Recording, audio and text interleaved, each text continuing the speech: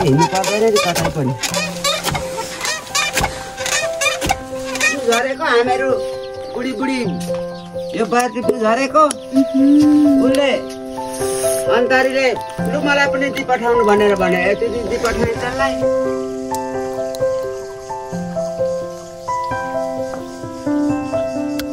कति मिठो पानी छ यो।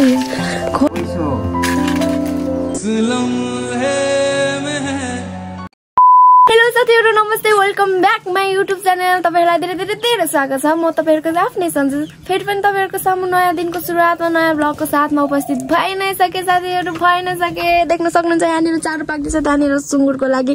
अस्ति जुन चाहिँ म बगरमा चारोहरु काटी हिँड्थे नि गोठालो गर्दै हो त्यो चारो चाहिँ यहाँनिर पाक्दैछ साथीहरु। यहाँनिर रहेको छ हाम्रो वस्तु, यहाँनिर रहेको छ बाख्रा। यसरी नै म आफ्नो गोठबाट आफ्नो गाई वस्तुहरु बान्ने गोठबाट आफ्नो दिनचर्या सुरुवात गरि नै सके साथीहरु। मर्निङ टाइममा हैन गरि नै सके। आजको दिनको चर्या कसरी बित्छ तपाईहरुलाई म देखाउने नै छु। अवश्य अन्तिमसम्म हेरेर साथ दिनु होला कि कस्तो लाग्छ हैन। अनि सर्वप्रथम त तपाईहरु एकदमै हेल्दी हुनुहुन्छ होला भन्ने कुरा चाहिँ मलाई आशा छ हैन। अनि म पनि एकदमै हेल्दी फिट एन्ड फाइन छु। तपाईहरु पनि सधैँ हेल्दी रहनु होला। एकदमै आफ्नो स्वास्थ्यको चाहिँ ख्याल राख्नु होला। कहिलेकाहीँ त अब ख्याल राख्दा राख्दै पनि तलमाथि भइ नै हाल्छ। मान्छेको शरीर न हो, काँचो शरीर हैन, कहिलेकाहीँ त भइहाल्छ। त्यही पनि सकेसम्म आफ्नो जो जाजा हुनुहुन्छ सबैजना आफ्नो केयर गर्नु होला साथीहरु। यसो भन्दै म आजको दिनचर्या चाहिँ सुरुवात गरे कि कस्तो बित्छ त भरे बेलुकासम्म हेर्दै गर्नु होला है त साथीहरु। हाम्रो कुखुरा चाहिँ यहाँनिर चरिरहेको छ हो। माउसँग चल्लाहरू पुरै रमाइरम। कुखुराको माउ देख्दा पनि आफ्नो आमा बुवाको याद आउने रहेछ। आमा बुवाको पोल्टोमा कति आनन्द हुन्थ्यो है साथीहरु, कति आनन्द हुन्थ्यो। हेर्नु है साथीहरु, यहाँनिर म हा भन्छु यहाँनिर पुरै लुक्न थाल्छ क्या। किनभने यिनीहरूलाई अट्याक गर्न माथिबाट यत्रो ठुलो सिकारी आउँछ क्या।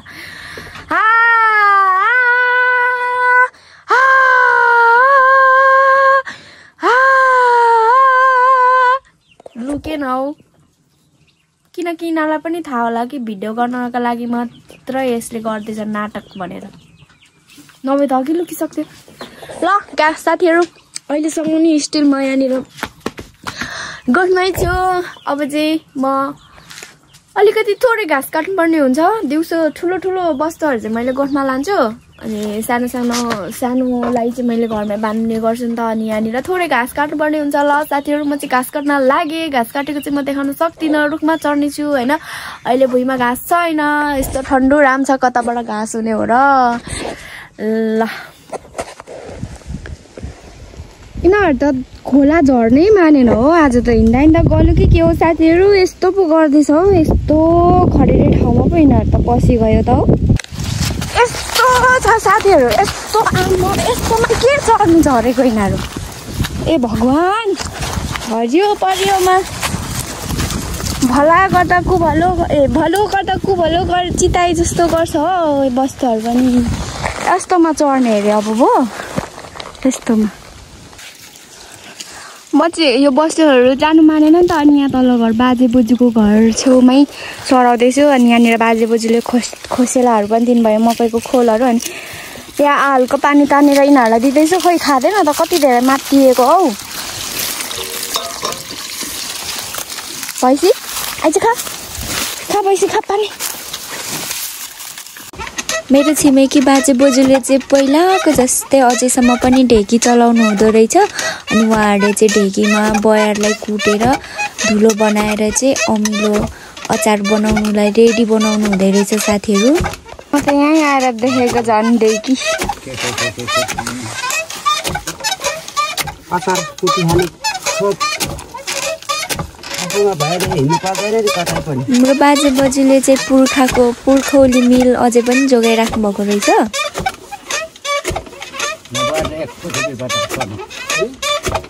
माथि नै छ। यसरी बयरलाई बाजे बोजूले कुटिओरी चाहिँ मलाई धुलो बनाएर दिनुभएको छ। नातिनी खाऊ भन्दै नुन हालेर अनि पिउनु।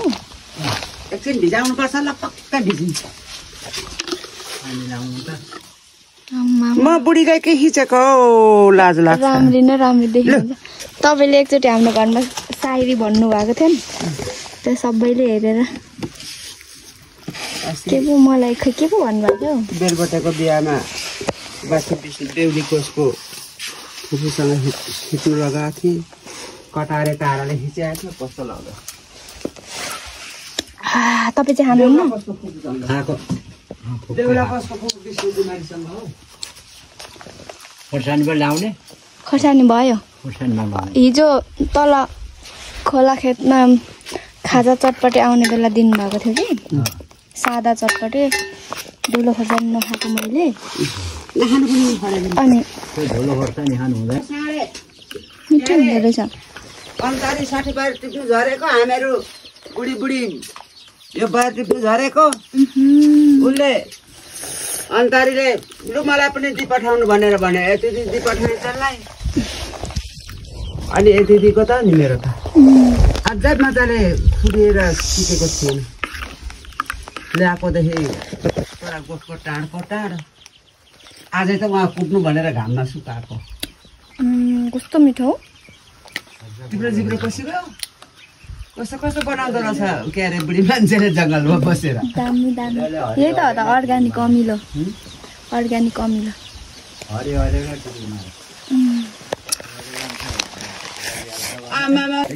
पैसा भन्नु नि त्यो त ब्याट्री टर्चको ब्याट्री कुन टर्चको ब्याट्री हिजो आज उहाँ भोकाउँदैछ रेडियो बाजेको घडीको ब्याट्री पनि सकेको आज घडी पनि भोकाउँदैछ कति महिनाको छ यो ब्याट्री यो पैसा हो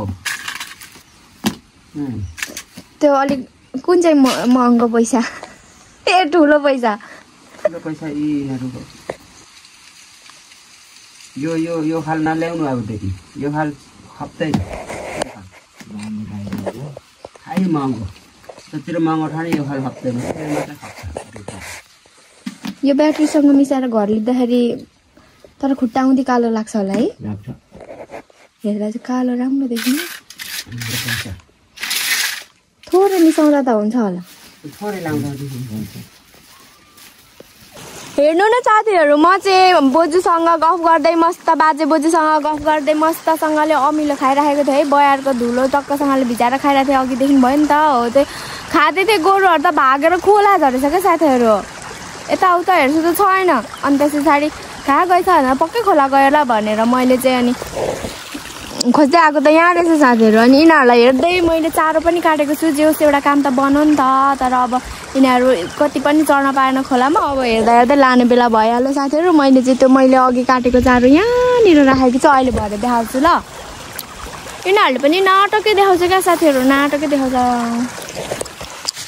यहाँभित्र चाहिँ रहेको छ मेरो चारो अनि म चाहिँ अहिले यहाँनिर कुवामा पानी खान आएको साथीहरू हेर्नु न गाउँघरमा यस्तै छ के गर्ने धन्न यो पनि भगवान्ले हामीलाई ठाउँ दिनुभएको छ पानी उम्रिने ठाउँ भनेर चित्त बुझाउनुपर्छ होइन अनि देख्न सक्नुहुन्छ करकलको पात म अब यसैमा पानी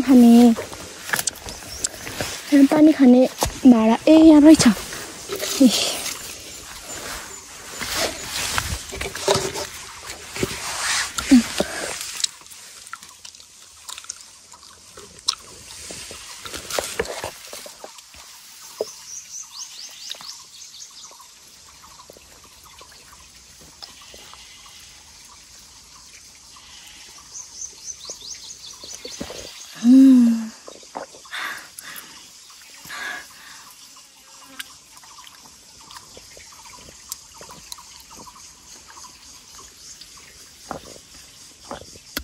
कति मिठो पानी छ यो खोला खेत झर्दाखेरि सबैभन्दा मिठो पानी यहीँको अब सायद हामीले यहीँनिर जतन गरिराख्नु पर्ने हुन्छ अर्कोजना मान्छेले नै आएर खानुहुन्छ गाउँघरमा चाहिँ हरेक कुराको जतन हुन्छ क्या साथीहरू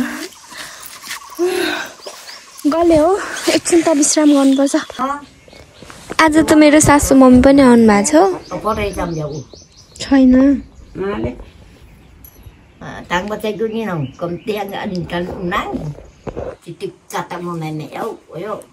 हेर्दा हेर्दै रात पनि परेछ अनि धन्दापात सकेर आउँछु त हो सासू मम्मी त मेरो सासू मम्मी त भिडियो हेर्दै निदाइहाल्नु भएछ